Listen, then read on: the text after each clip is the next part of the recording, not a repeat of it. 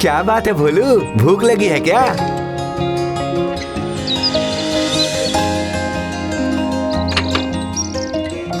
ये ले, आज बस इतना ही है, खा ले, खा खा। केशव एक साधारण लोहार है। जितना काम मिलता है वो करता है और उसी से उसके अकेले का पेट चला लेता है। लेकिन कोई अगर उससे कुछ मांगता है तो वो उसे निराश नहीं करता। वो दिलो जान से सबकी भलाई चाहता है।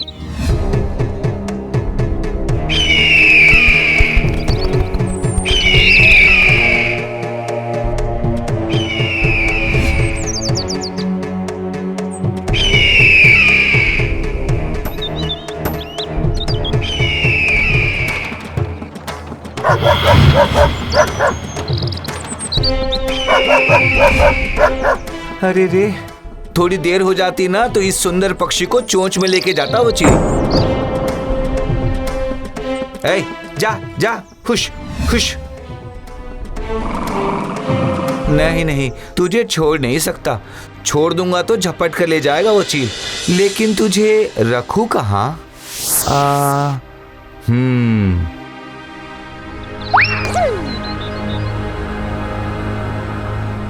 फिलहाल के लिए तू यहीं पर रुक, समझ गई? रुक जा, तेरे लिए पानी ले आता हूँ। बेटा केशव, मेरी बेटी की शादी है, क्या तुम कुछ मदद कर पाओगे बेटा? रुकिए दादी माँ, ये लीजिए, इससे आप बेटी को साड़ी खरीद कर देना, ठीक है? तुम्हारा भला हो बेटा, तुम्हारा भला हो।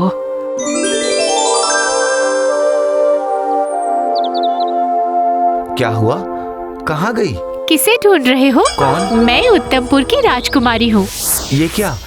तुम कौन हो? कहाँ से आई हो?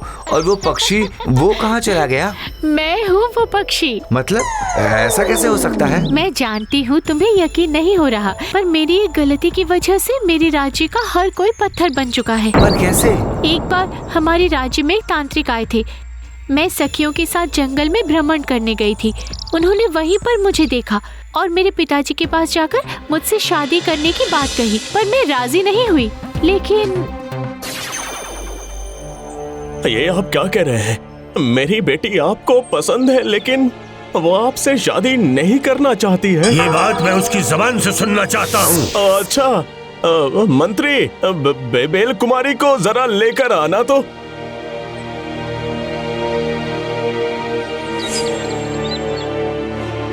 माफ कीजिएगा, मैं इस राज्य की राजकुमारी हूँ। आपके साथ जंगलों में घूमकर फल फूल खाकर रहना मेरे लिए संभव नहीं है। मेरा इतना अपमान, मैं श्राप देता हूँ। आज से इस राज्य में हर कोई पत्थर बन जाएगा और राजकुमारी, तुम पक्षी बनकर जंगलों में घूम घूम कर फल फूल खाकर दिन बिताओगी। नहीं नहीं, ऐसा मत कीजिए। ठीक है, पर सिर्फ अगर कोई साधारण पवित्र व्यक्ति राजकुमारी को स्पर्श करता है तभी इसे मुक्ति मिलेगी।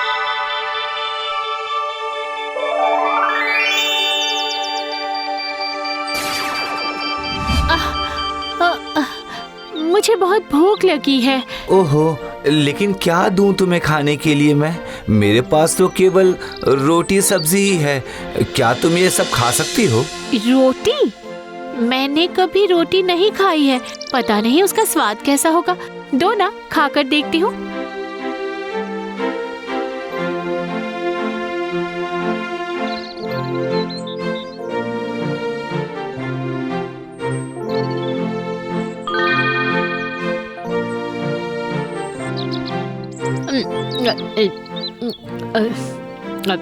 तुम अपने राजमहल में वापस चली जाओ। नहीं नहीं, वहाँ जाने से अगर वो तांत्रिक फिर से आकर हाजिर हो गया तो इससे अच्छा होगा अगर तुम किसी शक्तिमान के साथ मेरी शादी का इंतजाम कर दो। ये काफी अच्छी सोच है।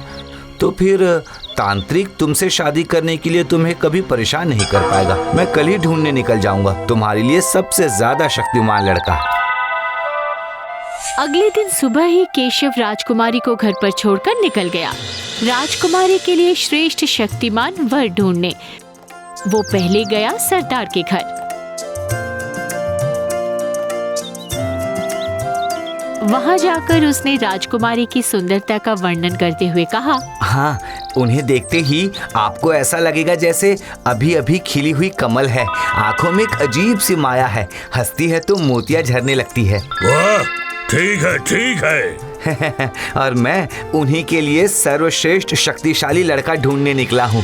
और इस संसार में आपसे ज्यादा श्रेष्ठ शक्तिशाली और कौन है बताइए? मैं क्या? पर अभी अभी तुमने कहा कि संसार के सबसे श्रेष्ठ शक्तिशाली लड़के से तुम उसकी शादी करवाना चाहते हो। हाँ। परंतु मैं तो वो श्रेष्ठ शक्तिशाली इंसान नहीं हूँ। अगर शक्तिशाली ना होते तो क्या 7 गांव का सरदार बन पाते? अब मैं नदी में नहाने के लिए जाता हूँ। नदी का पानी और लहर से झपटे से बहकर जाते जाते किसी तरह से बचकर लौटता हूँ। इसलिए नदी से ज्यादा श्रेष्ठ और शक्तिशाली आखिर कौन है भला? तो तुम उस नदी के पास जाओ। इसके बाद सरदार की बात सुनकर केशव जाता है नदी के पास।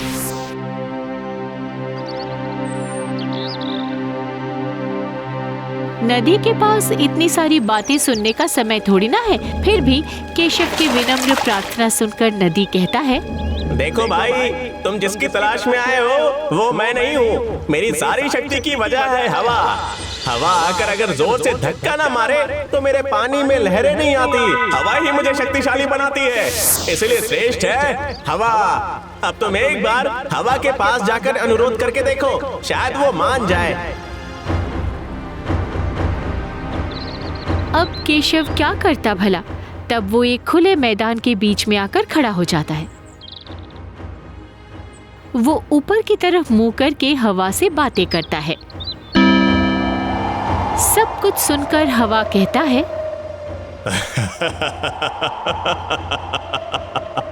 नहीं बाबा, मैं उतना शक्तिशाली नहीं हूँ।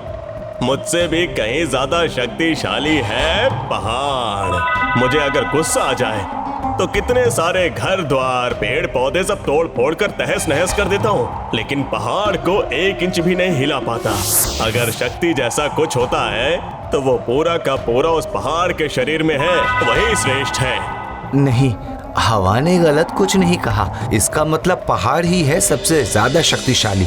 वही है राजकुमारी का उपयुक्त वर।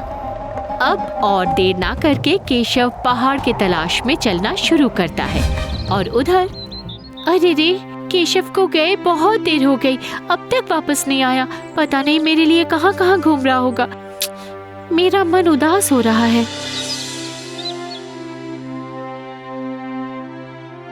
बहुत ढूंढने के बाद, काफी चलने के बाद जंगल पार करके वो आकर पहुंचता है पहाड़ के गोद में। सब सुनकर पहाड़ बोलता है, नहीं बाबा नहीं, हवा मुझे हिला नहीं पाता वो तो ठीक है, लेकिन तुम जैसा चाह रहे हो वैसा वर मैं नहीं हूँ। क्या तुमसे भी ज्यादा शक्तिशाली कोई और है? हाँ है ना, चूहा। चूहा? मेरा शरीर इतना बड़ा होने पर भी और चूहा इतना छोटा होकर भी अपने दांत से मुझे काट कर और चीर फाड़ सकता है। देखो वो रहा, पूछो उससे। तुम सबसे ज्यादा शक्तिशाली हो क्या? इस धरती का श्रेष्ठ जीव है इंसान। वो किसी भी वक्त मुझे पिंजरे में बंद कर सकता है, इसीलिए तो उनके हाथों पकड़े जाने के डर से हम मिट्टी में गड्ढा खोदकर छुप जाते हैं। हाँ। बिल्कुल सही कहा इसने। समझदार इंसान पहाड़ काट कर रास्ता बनाता है। तुम ही हो श्रेष्ठ, जिसके पवित्र स्पर्श से पक्षी राजकुमारी में बदल जाती है। किसी भी अच्छे कामों में तुम लोगों की शक्ति काम में लाने से इस धरती पर उपकार होगा। तुम लौट जाओ और राजकुमारी से तुम ही शादी कर लो। मैं? केशव लौट जाता है राजकुमारी के पास और जाकर राजकुमारी को सब कुछ बताता है। सुनकर राजकुमारी कहती है, पहाड़ ने सही कहा है, गलती मेरी ही है। तुम ही तो हो वो पवित्र शक्तिशाली इंसान। तुम्हारे स्पर्श से मैं पक्षी से इंसान बन गई हूँ। तुम ही मुझसे शादी कर लो। मैं? लेकिन सुनो, तुम पवित्र इंसान हो, इसीलिए तुम्हारे स्पर्श से मैं पक्षी से इंसान बन पाई हूँ। अब तुम अगर मुझसे शादी कर लोगे तो जैसे तांत्रिक मुझसे और जबरदस्ती नहीं कर सकता, वैसे ही तुम हमारे राज्य में जाकर उन सबको एक एक करके पत्थर से इंसान बना पाओगे। मैं कर पाऊंगा? जरूर कर पाओगे। हम कल ही शादी कर लेंगे, उसके बाद लौट जाएंगे हमारे राज्य में और फिर तुम मुझे बहुत अच्छे लगे। अगले दिन ही केशव और राजकुमारी की शादी हो जाती है।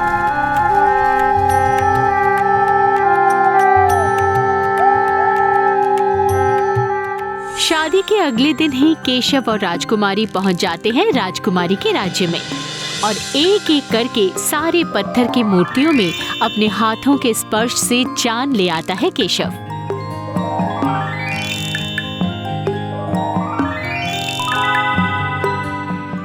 बेटा, बेटा तो इंसान के रूप में कैसे लौट आई बेटा? कैसे? आखिर हुआ क्या? पिताजी, ये है आपके दामाद केशव। इनके पवित्र हाथों के स्पर्श से एक एक करके आप, मैं, हमारे राज्य के लोग सभी इंसान बन गए हैं।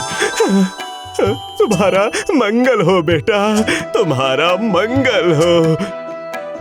नहीं नहीं, प्रणाम तुम नहीं, तुम्हारे जैसे पवित्र इंसान को तो मुझे प्रणाम करना चाहिए। आओ आओ बेटा, मेरे गले लग जाओ, आओ।